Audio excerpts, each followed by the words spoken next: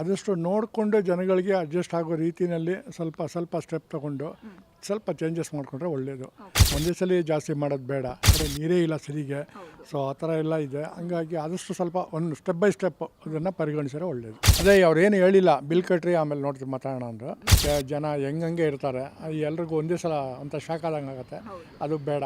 ನಮಸ್ತೆ ವೀಕ್ಷಕರೇ, ಈಗಾಗಲೇ ಜಲಮಂಡಳಿಯವರು ನೀರಿನ ಬೆಲೆಯನ್ನು ಜಾಸ್ತಿ ಮಾಡಬೇಕು ಅನ್ನೋ ನಿರ್ಧಾರವನ್ನು ಕೈಗೊಳ್ಳಲಿಕ್ಕೆ ಹೊರಟಿದ್ದಾರೆ. ಸರ್ಕಾರಕ್ಕೆ ಇದರ ಕುರಿತಾಗಿ ಮನವಿ ಕೂಡ ಹೊರಡಿಸಿದ್ದಾರೆ.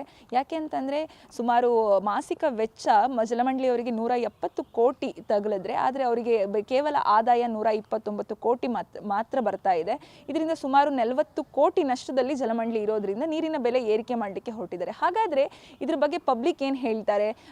ಈ ಥರ ನೀರಿನ ಬೆಲೆ ಜಾಸ್ತಿ ಮಾಡೋದ್ರಿಂದ ಪಬ್ಲಿಕ್ ಏನು ಸಮಸ್ಯೆ ಆಗೋದಿಲ್ವಾ? ಇದ್ರ ಬಗ್ಗೆ ಅವ್ರ ಹತ್ರನೇ ಮಾತಾಡೋಣ ಬನ್ನಿ. ನಮ್ಮ ಜೊತೆ ಒಬ್ರು ಪಬ್ಲಿಕ್ ಇದ್ದಾರೆ. ಸರ್ ನಮಸ್ತೆ.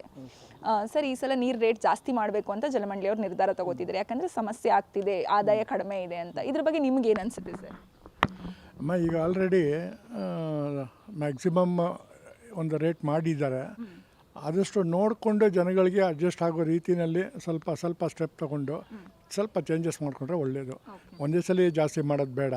ಯಾಕಂದರೆ ಒಂದೊಂದು ಮನೆಯಲ್ಲಿ ಒಂದೊಂದು ಥರ ಇದೆ, ಒಂದೊಂದು ಕಡೆ ನೀರೇ ಇಲ್ಲ ಸರಿಗೆ, ಸೊ ಆ ಥರ ಎಲ್ಲ ಇದೆ. ಹಂಗಾಗಿ ಆದಷ್ಟು ಸ್ವಲ್ಪ ಒಂದು ಸ್ಟೆಪ್ ಬೈ ಸ್ಟೆಪ್ ಅದನ್ನು ಪರಿಗಣಿಸಿದ್ರೆ ಒಳ್ಳೆಯದು. ಈಗಾಗಲೇ ಎಷ್ಟು ನೆಕ್ಸ್ಟ್ ಹಳೆ ಮಂತಲ್ಲಿ ಅಂದರೆ ಹೋದ ಮಂತಲ್ಲ ಎಷ್ಟು ಬರ್ತಾ ಇತ್ತು, ಈಗ ಎಷ್ಟು ಬಂದಿದೆ? ಒಂದು 600 ರೂಪಾಯಿ ಡಿಫ್ರೆನ್ಸ್ ಇದೆ ಅಮ್ಮ. ಹೋದ ತಿಂಗಳಿಗೂ ಈ ತಿಂಗಳಿಗೂ ಹೆಚ್ಚು ಕಮ್ಮಿ 600 ರೂಪಾಯಿ ಡಿಫ್ರೆನ್ಸ್ ಇದೆ, ಜಾಸ್ತಿ ಆಗಿದೆ. ಅದಕ್ಕೆ ನನಗೆ ಕೇಳೋಕ್ಕೆ ಈಗ ಬಂದಿದ್ದು. ಆಚೆ ಏನಂತಂದ್ರು ಕೇಳಿದಾಗ ಅದೇ ಅವ್ರೇನು ಹೇಳಿಲ್ಲ, ಬಿಲ್ ಕಟ್ರಿ ಆಮೇಲೆ ನೋಡ್ತೀವಿ ಮಾತಾಡೋಣ ಅಂದರು. ಸೊ ನೀವು ಬಂದರೆ ಮಾತಾಡ್ತಾ ಇದ್ದೆ.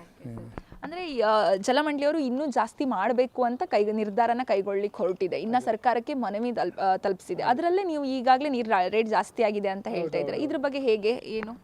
ಅಮ್ಮ, ಇದು ಒಂದು ಸ್ಟೆಪ್ ಬೈ ಸ್ಟೆಪ್ ಸ್ವಲ್ಪನೇ ಹಂತವಾಗಿ ಸ್ವಲ್ಪ ಮಾಡಿಕೊಂಡ್ರೆ ಒಳ್ಳೆಯದು. ಒಂದೇ ಸಲ ಜಾಸ್ತಿ ಮಾಡಿದ್ರೆ ಈಗ ಮನೆಯಲ್ಲಿ ಜನ ಹೆಂಗೆ ಇರ್ತಾರೆ, ಎಲ್ರಿಗೂ ಒಂದೇ ಸಲ ಅಂತ ಶಾಕ್ ಆದಂಗೆ ಆಗುತ್ತೆ, ಅದು ಬೇಡ.